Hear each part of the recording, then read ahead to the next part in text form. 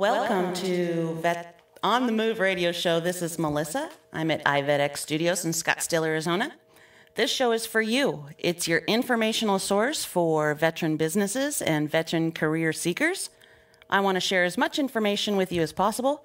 I also want you to all be successful in whatever you do. I'm very excited to have a very special guest here today.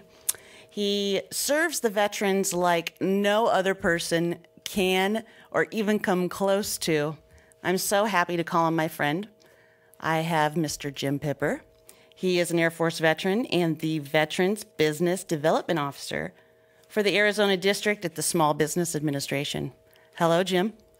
Hi, Melissa.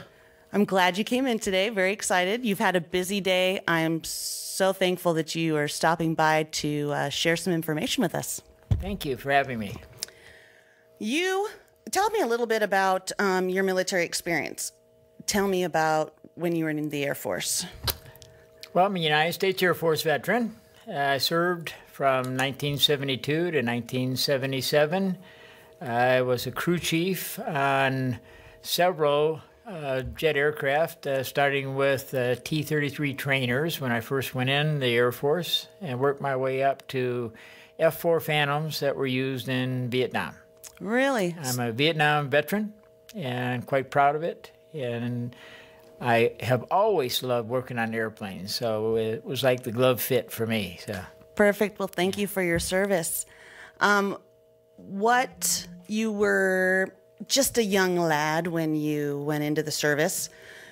What is your best memory? What is it? One memory that just sticks with you, and every time you think about it, just makes you go right back and want to do it all over again? Well, the one that probably stands out more than any other event was when I first went to my first duty station, and I thought I was going to be working on the F-111s that were on base. There was 96 aircraft stationed at Cannon Air Force Base, but there was also 4 T-33 trainers.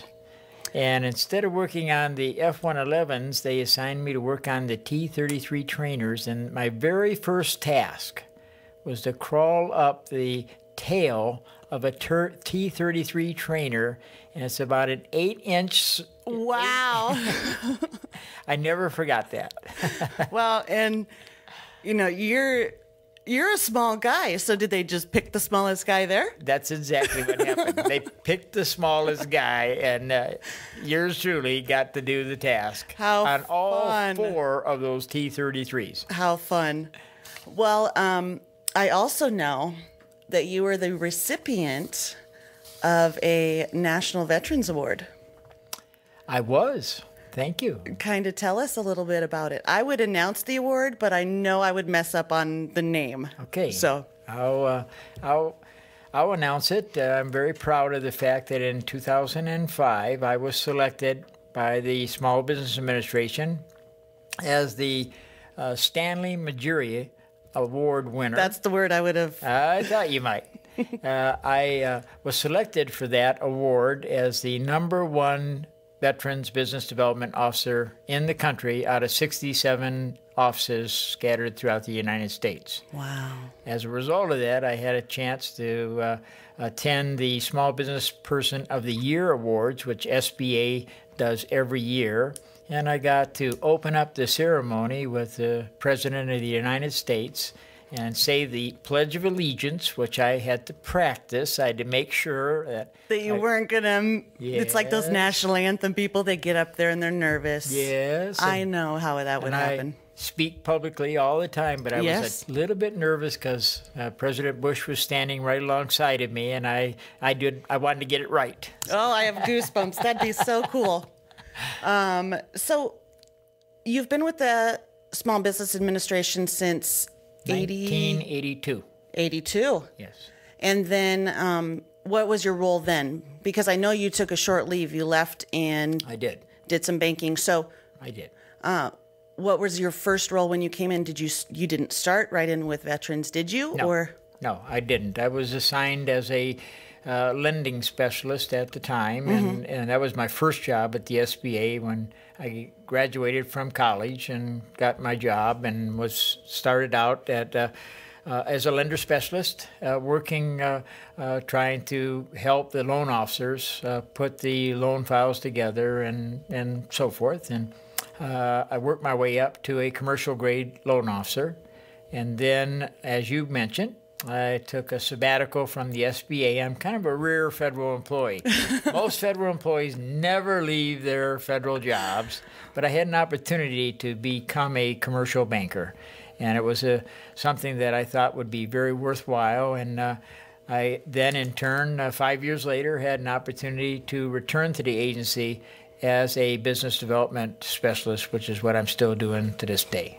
Wow. And then they added the feature of working with veterans about 12 years ago, which is what I've been primarily doing. That's fantastic. Do you think that when you went into commercial banking and then coming back to the SBA, you have more to offer, more of an understanding, you can guide people better than, say, if you didn't have that experience? Yeah, being a commercial banker for 5 years like I was, I had lending authority, and so I knew, I learned firsthand what that side of the business was all about, which has helped me a great deal, especially since SBA no longer does direct loans. Right. They run all our loans through banks. Right. And so understanding what the banks go through is of such high value to me in helping veterans as we try to help them meet their capital needs. So, fantastic. Are you finding now the SBA is still doing a lot of, not a lot of lending, but referrals to, are there a lot of loans going through for entrepreneurs and not specifically veterans, but as a whole? Yeah, our loans have been increasing, especially over the last year or so, as we've all been watching the recovery from our recession occur, especially for veterans. Our loans, our Patriot Express loan program has been very active. And because the banks are now doing those loans using their capital, and we stand behind the loans on a guarantee basis, much the same as the VA does on a VA home loan. Right. Same thing. And those loans are increasing rather dramatically. So, are you finding it's easier? Our economy there was a point where everything dried up. People weren't lending a dime unless that's how it felt. You know different, but are they loosening up a little bit? Are we getting a boost? Well, they are and they aren't. Because of the tightening up of their credit standards, they are asking a lot more questions, and they are looking at loan requests more diligently, which isn't a bad thing. No, they should have been doing that before, and we wouldn't be in this place. Yeah, and as a result of that, though, it is making it a little bit more difficult at times to do your preliminary work. But and that's perhaps where the SBA really comes into play in a big-time way. Our loan programs are fairly well known. Most people, if you ask them what the SBA does, they'll say, oh, yeah, I think they got a loan program of some sort. But the SBA does a great deal more than just operate our loan programs. Yes. What else do you do? Tell me one of your big programs. I know that you're working on something that's really special, but we'll get to that a little bit later. But tell me a little bit about, if I came to your door at the SBA, what would you do to help me? Well, one of the first things that would happen if you just simply walked into our office, whether you're a veteran or a non-veteran, just any Jane or John Doe coming into our office for the first time, one of the things that you would be introduced to right off the bat is our resource material that's free for the asking.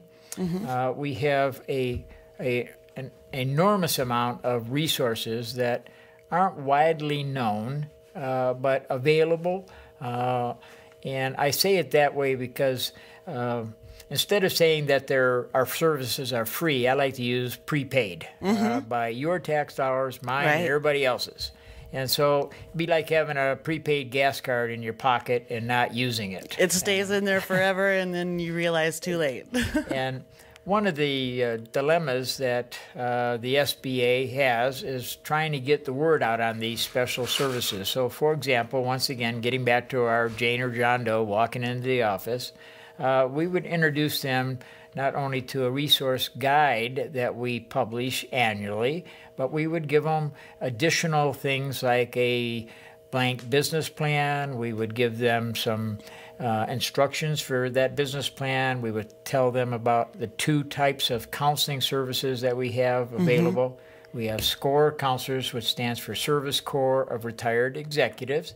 They're men and women, many of them that are still working, so they don't like that term at all. They prefer to be called America's business counselors. They like that term much better because a lot of them, again, are working, Melissa. Right. They're not. Nobody can retire like they used to. They're not retired. Right. They're actually still very active. And one of them, in fact, he didn't, but his wife just had a baby. So I like to tell that story to just really hammer home. Because too often the general view of people that have heard about SCORE, and they say Service Corps of Retired Executives, they think they're not really connected with up-to-date information. Well, nothing could be further from the truth. That's what I thought 10 years ago. These are men and women that volunteer their services to mentor people free of charge to help them, and they have many different disciplines. So in our chapter, in our office, there's 6 chapters here in the state of Arizona. The largest one is here in Phoenix, in our office, and they counsel Monday through Friday from 9 to 1 o'clock in our office. They have 19 different locations scattered throughout the valley, besides our office, and they come again from attorneys, bankers, architects, business consultants. So any idea that a veteran or non-veteran person might have that they're looking for some advice on. Let's just talk about one in particular that comes up very often is restaurants. We have some counselors that have written the book on opening a successful restaurant. Now, pretty much everyone knows that restaurants are in a high-risk industry. We get that. There is a pretty high failure rate on those restaurants. And one of the reasons for the failure rate is people don't take the time to find out exactly what they should do in owning and operating a restaurant. Okay. So we have people, again, that have not only successfully been there, done that, but they also provide information on what someone should be able to do and help them avoid some of the pitfalls that they might otherwise encounter. So. Wow. And is there a type of industry where we're kind of missing, where we need more entrepreneurs and more small business owners? Do you see anything like that, or are we pretty much covered? Well, I think the emerging industry right now that is popular, especially amongst the younger entrepreneurs that I'm seeing anyhow, the technology services, anything that is green related, that is an improvement on what we've done environmentally. There's a lot of opportunities in those areas of energy conservation and so forth that I think are schools like ASU and U of A and our centers are really honing in on. I think those are opportunities that the younger entrepreneurs are really seeking out big time. Wow. Well, you see thousands and thousands of people. I do. In a month. It's almost down to a week sometimes. But is there, when you talk to people, it takes a special person to start a business. When you're talking to them, can you kind of get a vibe on whether that would be a good idea for them or not? Do you pick that up off some people? Well, I'll be honest with you, Melissa. That's a very good question. And what I try to do and what we try to do is we try to help that person develop that idea. So, for example, I was just down in Sierra Vista at Fort Huachuca talking to a lot of the active duty Army personnel that are being released from active duty. And many of them came up with some pretty good ideas. And I'll give you one example of to answer your question. Okay. He was an artist. And he had, it was very nice artwork, and he had sold one of his pieces to a band that used his artwork on their cover of their album. Cool. So he was wondering if he could take that business opportunity and really see if it would make him some money.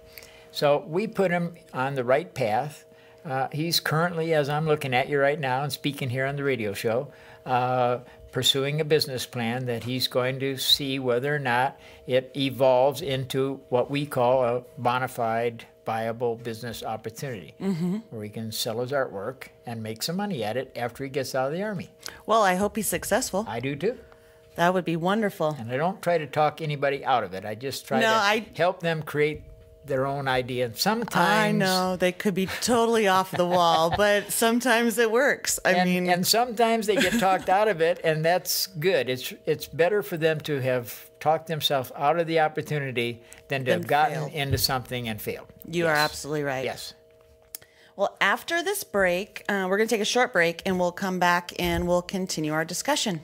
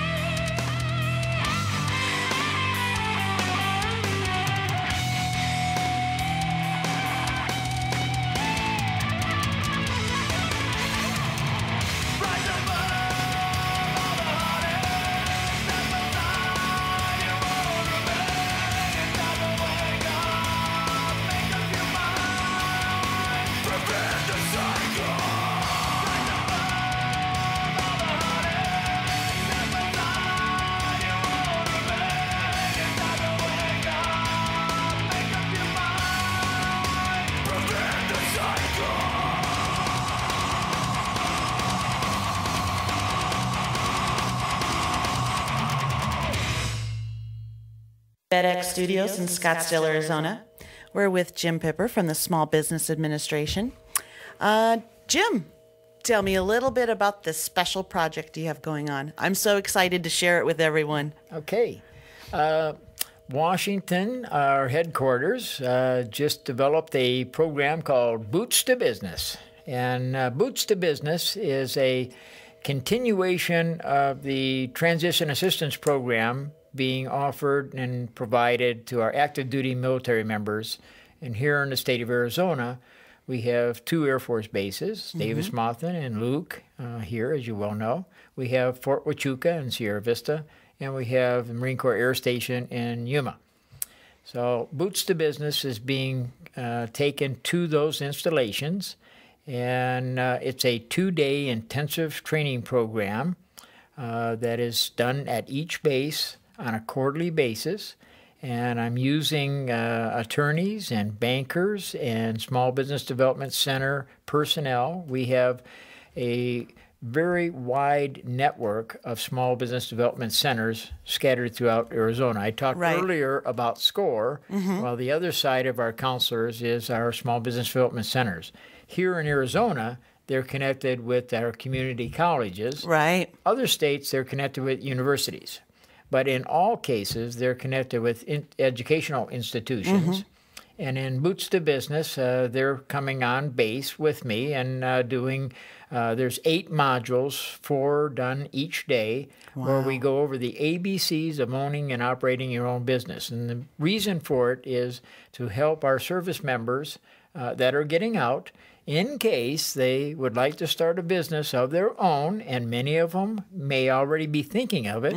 Others may not, but they may enter into the civilian world and suddenly find that what they thought was going to happen didn't happen, and they may have to go to a plan B. Well, plan B may be to own and operate your own business. So that 2 days, it kind of gives them a full overview of A to Z, you know, the business plan and planning it and executing it and payroll and the whole gamut. Yeah, we go over the nuts and bolts, and we start with their ideas. And you asked me earlier how we handled ideas. And once again, we ask them for their ideas, and we put them into a feasibility analysis and to see whether or not it is something that is going to make money for them, because we all have great ideas, Melissa. Right. You have them, I have lots of them. Our listeners have them. Everybody has great ideas. There is a big difference between an idea and a business opportunity. One of them makes money. Right. And if you can make money with your idea, then we want to help you do just that. And succeed. So, yes. Wonderful. So now the TAPS program, right now when they get out of their service, you know, back in the day, in your day, in my day, it was just a, you know, like we talked about earlier, a little checkoff sheet, you know, go down to personnel, do this, go down to medical and get a copy of your medical file. And now they are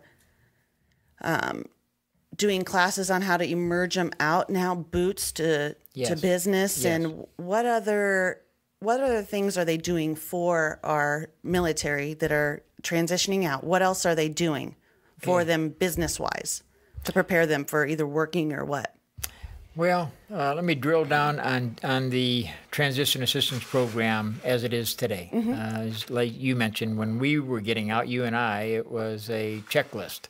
It has now evolved into many resource partners that are brought in on base, and the personnel, if you're getting out in the next year or so, or if you're getting out sooner than that under some other condition, if you're getting out of the military these days, you will be expected to attend these 5-day training sessions that are mandatory, where personnel like myself and others will give you a lot of information about what kind of resources are out there to help you, whether it's to find a job or whether it's to take care of personal matters, personal financial matters, or whether you have some other medical issues. They want to make sure that just like when you entered in the service, Melissa, you remember like I do, when we first went in the military, we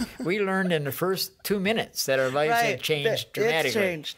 Well, we were like a herd, and then we all smelled the same with our new stuff on our dungarees. And yes, and now they're trying to do the same thing. They're trying to ease that transition from military life back into civilian life, and also enlighten you so that if you hit an obstacle, and let's just stay with employment because it's a hot topic right now. Yes.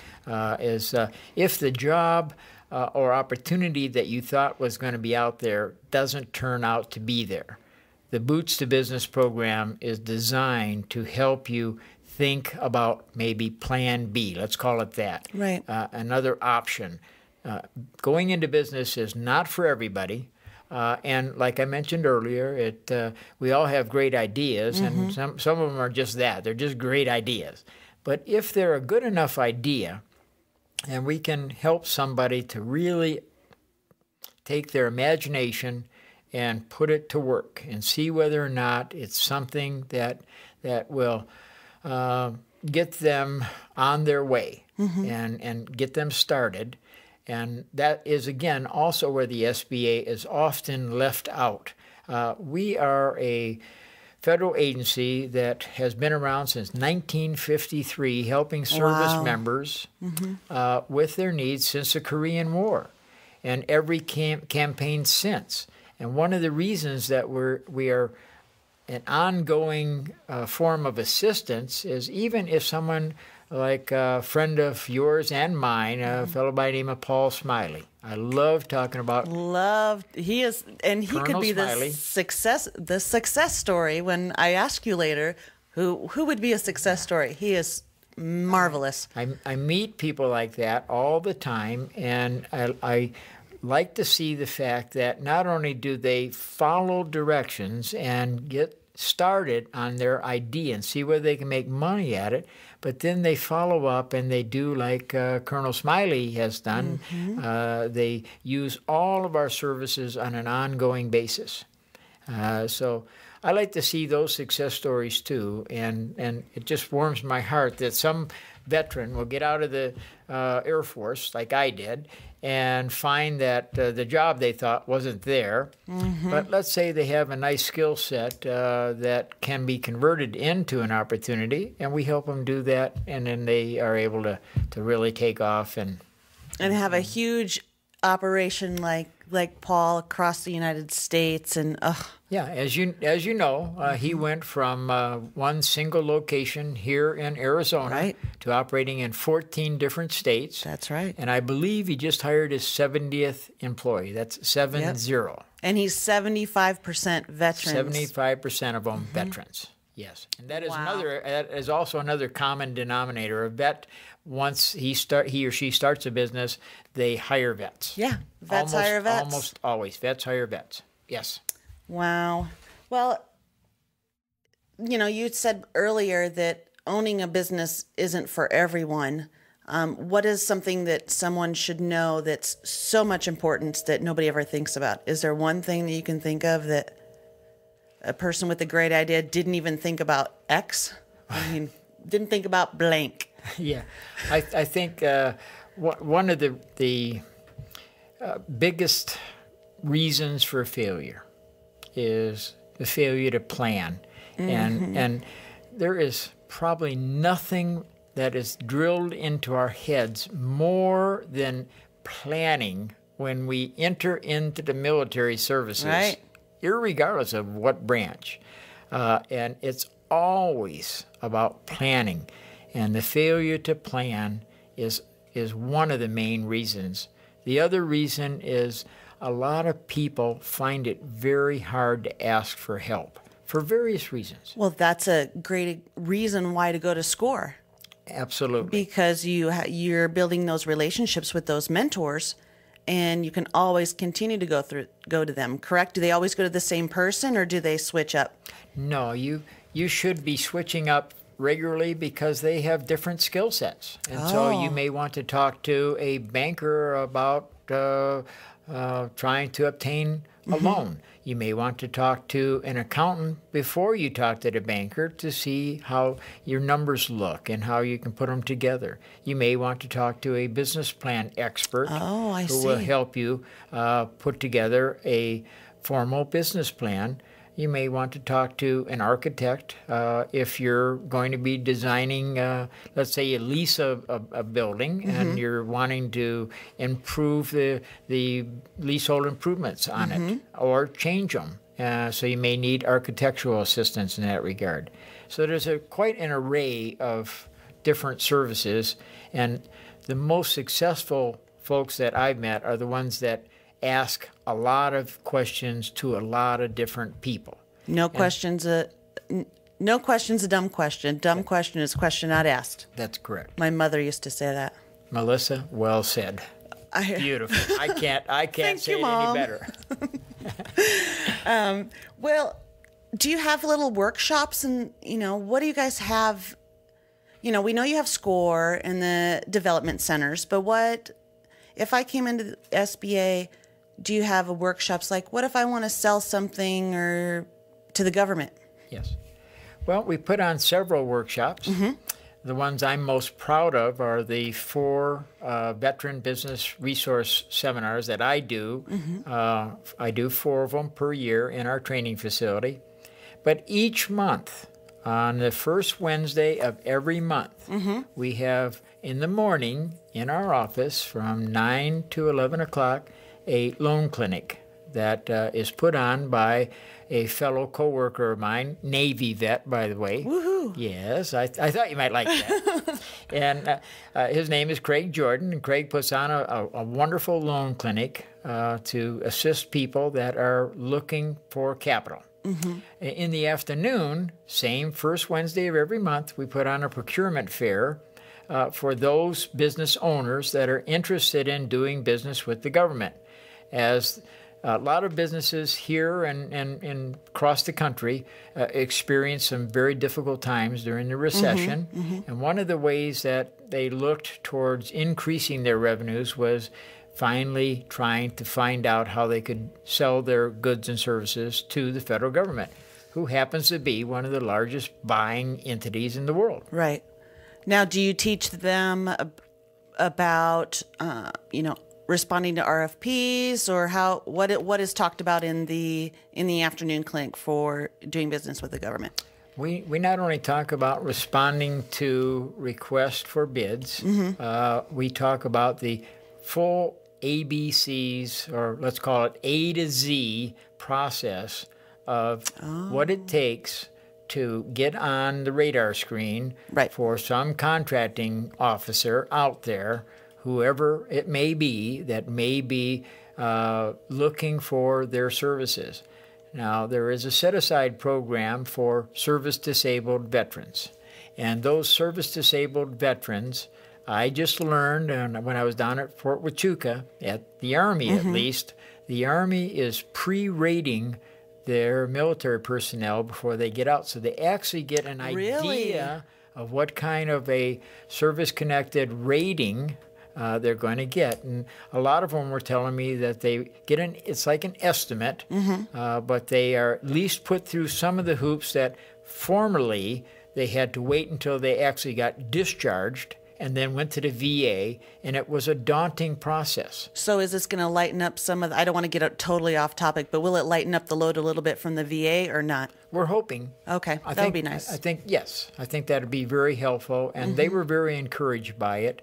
They realized that they weren't getting an actual rating, so it wasn't Right. like 30 Wasn't a or guarantee, 40% or 50 or whatever the case, but at least they are not having to recreate the wheel when they get to the VA after they get discharged.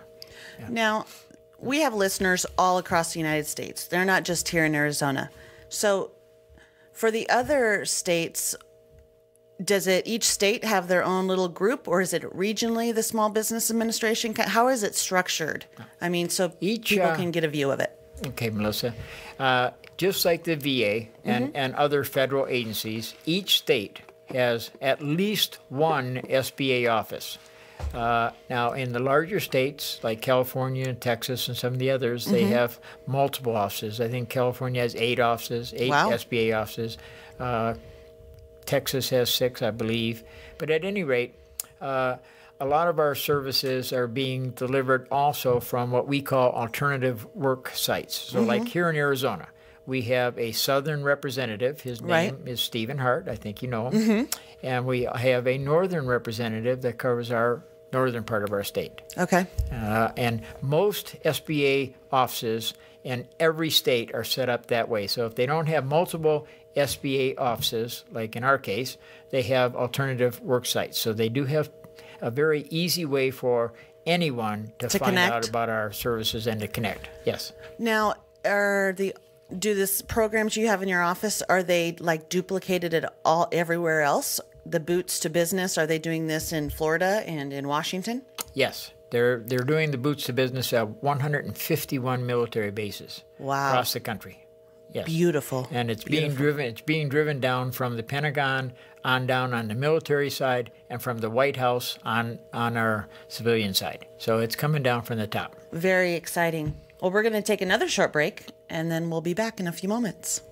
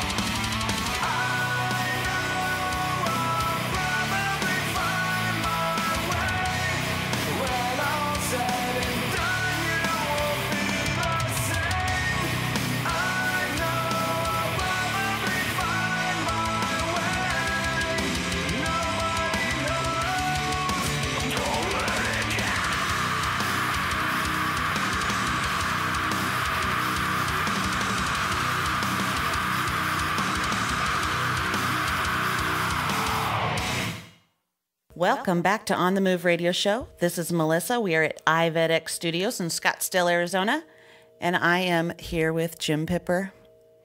Jim, I love you so much. I'm so happy that you're down here with me. We do so many things together and collaborate, and you are just so excited. I just am so excited every time I know I'm going to see you or be with you. So, well, again, thank you for having me. And you're right. We have always collaborated well. You and click. Yeah, we do. And we're two veterans trying to help as many veterans as we both can. Absolutely. So I know you guys have a small business training network. Can you tell me what that is and who's involved with it and what is it? Well, you know, it's one of SBA's best kept secrets. And we've talked a little bit about our SCORE counseling, and we've also talked about our small business development centers. Both those programs, national programs available in every state, and they provide a great deal of mentoring and counseling. But our training site I like to bring up because it is a means where a lot of our younger military members and non-military members, general public that are looking at our website, and they'll go on SBA.gov, and it's like other federal government websites. It's very big, and it's hard to find what you're looking for. Yes, it's really hard. So if you just put SBA.gov and put / and type in the word training, watch what happens. You will end up on a site that is like a plethora of information, including sample business plans, really, accounting information that goes into those business plans. And no, I don't encourage folks to simply plagiarize a business plan and take the shortcut. No, create it on what you want to do. It's a plan. Yes, and one of the downfalls of using somebody else's business plan, and franchises are notorious for providing you with a ready to go business plan. Their plan. Their plan. Melissa, don't bite off on it, and our listeners, please don't bite off on that for a minute. I'm not saying that those business plans aren't and won't be helpful, but the real value in a business plan is the effort that you put into it. If you put very little into it, you're going to get very little out. That's true. So, and you want to keep going back to it, right? Yes. And our training website is a very good starting point where you can get on there and find out not only about business plans and so forth, but guess what? We even have some information on contracting, doing business with Uncle Sam. So you can you can kind of get yourself ready for that procurement fair that we put on first Wednesday of every month. Very nice. So is there a place to go for someone who is already existing in business and it's just struggling? Can those type of people come back to you and say, Jim, I need help? Well, you know, we encourage people to continue the relationship that gets started the very first time you either walk in our office or you call us.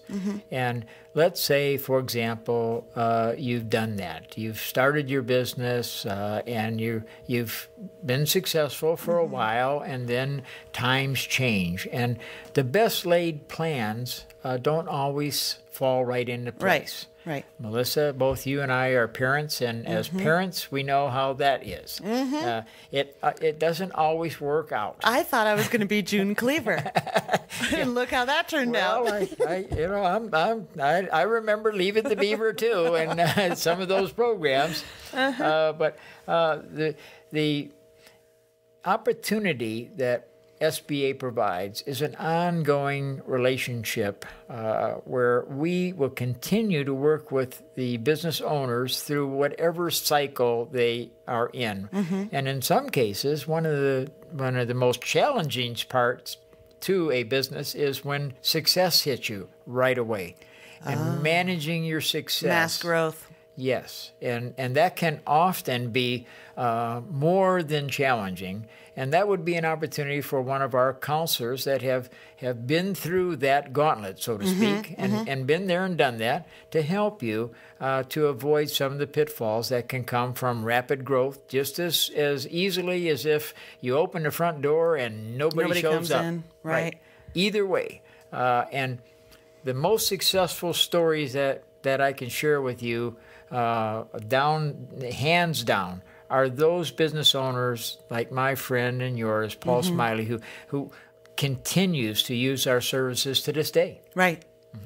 Wow. I'm going to have to bring him in so he can give a testimonial. Absolutely. He should be your next he should person. be. I'm going to have to he travels a lot, though. And I'm going to talk to him, too. Very good. We'll both get at him. Yeah. We'll throw the Air Force and the Navy at him. How's that? That'd be great. I'll pick up the phone and call some Marines or Army people too. Oh yeah, I like this idea. Now, do you think that America, this is just just your opinion, do you think America is really veteran-owned business friendly, or do you think that they're just all jumping, you know how the bandwagon, you see it's all warm and fuzzy to support veterans, and do you really think that people would prefer to buy from a veteran but a non-veteran, or what is your opinion on that? Yeah, I think hands down, to answer that question, I think that veteran business owners are being very warmly received, and our job, mine and yours, is and on this talk show is to try to let them know that they need to come together more. Because one of the things that happens with us veterans, it happened to you, Melissa, it happened to me, is when we get out of the service, we kind of disconnect from the big brotherhood. Right. Until something happens, like in our cases, both of us, we have an opportunity to reconnect. And then we find out, like in my case, I'm not only connecting with veterans, but here in Arizona, I connected with 21 of our finest veteran organizations. I connect with our federal, state, and local folks that are interested in helping veterans, all of them, and veterans themselves, veteran business owners. And we have about 100,000 plus veteran business owners here in the state of Arizona. Isn't that amazing? And we have over 600,000 veterans calling Arizona home. That is... Not counting our active duty military members that will become veterans, and many of them will be staying here. Absolutely. The estimate is what, 100,000 or more are going to call Arizona home by 2017. I think that's what the number that's come out. 34,000 this year. Yes. That is just unbelievable. We're growing like... So we need to be very proud of the fact that we're military veterans, and we need to be even prouder if we own a business, and we need to put it on our business cards. We need to publish it on our websites. We need to let the public know and other veterans know that we are veteran-owned businesses. Well, it's like you said earlier, veterans hire veterans. Yes. So it's for everyone to be veteran-friendly. That question was asked to me. So that's why I kind of wanted to get somebody else's opinion. I had the same opinion as you. We both come from the same place. So we, in order to have a small business grow, have everybody help feed it. Yes. Feed it. More people get employed. It's just a win-win. And once we discover our let's call it comradeship, we connect in a way that is so very special, Melissa. As you and I have both witnessed, it is so wonderful. Now, most of the general public is very familiar with the firefighters and the Brotherhood of Firefighters. Right. They're small in nature in comparison to the United States military veterans. Yeah, once we get together, you're my brother or sister forever. We have a party. Yeah. Oh yeah. And I walk into a store, and I did just yesterday, and I saw that they were veteran owned. That's all it took. I had to make a purchase. Oh, absolutely. Absolutely. That is why one of our members at Manuel's Mexican Food and Restaurant Cantina, he is a Navy, woohoo, go Navy. Go Navy. Vietnam veteran. Wally and Cindy are fantastic. They're family now. We love that place. Do you like that place too? Everybody does. Me too. All right. Well, and I recommend it to everybody. And here we go. And we recommend it, and that's how word of mouth spreads. And then all of a sudden, we got a whole bunch of us veterans, and everybody sees the motorcycle vets running around all over the place, and the Vietnam Wall, the small one, and getting dragged around. Once we connect, we really connect. Just like me and you, Melissa. Yeah, I agree. What advice can you offer young men and women coming out of the military? What advice can you offer them? Take advantage of the marvelous skill set that all of us received when we were in the military. One of the we understand when we come out of the military, we understand leadership skills second to none. We know the importance of it. We understand that, and we're not afraid to work. We're at times we're told to work very long hours under very tough conditions. We get that. Right. So when it comes to opening up and operating a business, sometimes it can be a little daunting and a little difficult, and there's no greater group of people to take that challenge on than the ones that have served this country. I agree. In harm's way. Wholeheartedly. Yes. Now we talked about starting businesses, etc.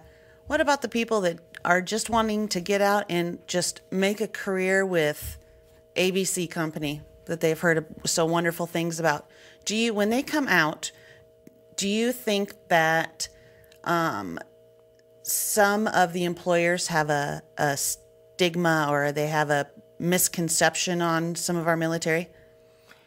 Yeah, I don't think that they fully understand the some of the skill sets that the military folks bring outside of the military, and some of those terms and conditions and skills that were easily described, for example, when I was in the Air Force, are not easily described in civilian terms. Okay, so there's a lot of help, and again, back to that transition assistance program that's being enhanced. There's a lot of assistance that's being provided to those military members to show those same skill sets, but not just in military terms. Right. Especially those that were loading up bombs and those kind of things and running and operating. That really isn't you can't say, yeah, how would you put that? But they did, if they rose to certain levels, they did develop leadership skills, second to none, as I mentioned earlier. Oh, yeah. Okay, and they know how it is to be part of a team. We understand teamwork. Whether you're United States Navy, United States Air Force, United States Marine Corps, United States Army, or let's not forget the Coast Guard folks. No, okay? We can't forget them. Yeah. Irregardless of the branch of service that we served in, we get teamwork. Yes. Yes, we do. So I would think because of that quality and others, we probably make really good employees. And there's a lot of advantages and a lot of help that is being provided out there to enhance those resumes and help those opportunities that those veterans are going to need to look for. So I agree. Now, what has been you've been with the SBA a few years. Thank you. Just a few. Thank you. And what has been your best memory within there? I mean, what is your best memory? Well, there's a lot of them, but I get a chance at the SBA to see dreams come true, and I see some of the most marvelous stories unfold, and then I get to watch those opportunities become very real. And on the other side of that, it's going to sound sad, but I've also seen a lot of failures and a lot of folks that took made bad choices and bad decisions.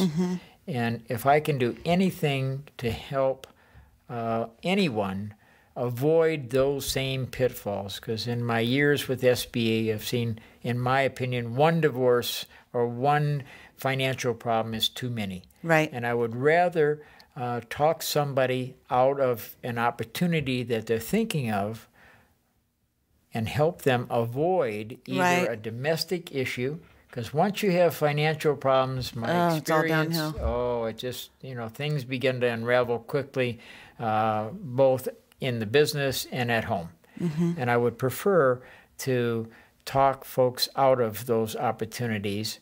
And I consider that to be a win. Absolutely. And sometimes, it just sounds kind of adverse, but to be honest with you, either way, to watch an idea evolve into some wonderful things, or to see someone actually talk themselves out of an opportunity that maybe they shouldn't have been in anyhow. Either way, we want to continue helping folks and see if we can't create some jobs. Wonderful. Well, thank you so much again for being here with me today. I appreciate it so much. Well, I want to thank you, Melissa. You and I not only serve each other like we are this evening as two vets helping each other, both at the SBA and with your Veteran Chamber of Commerce, which we're actively talking about all the time. And I always appreciate your little plugs. And thank you. I do. And also, let's not forget the Phoenix Military Veterans Commission that you and I are part of. So, here is two people really trying very, very hard to not only help those veterans on the air right now, but anywhere we can. If in both of our cases, if someone mentions they're a veteran and they need help, we're on it. We're on it. That's right. Well, thank you again. Coming up next week, we are going to be talking with Mr. Darren Martin. He is with the Freedom Professional Baseball League. Also, please visit our Facebook page. Search me On the Move Radio Show and take a couple poll questions. We'll look forward to your answers and discussing them next week. Until next week, be on the move. Oh, say can you see by the dawn's early light what so proud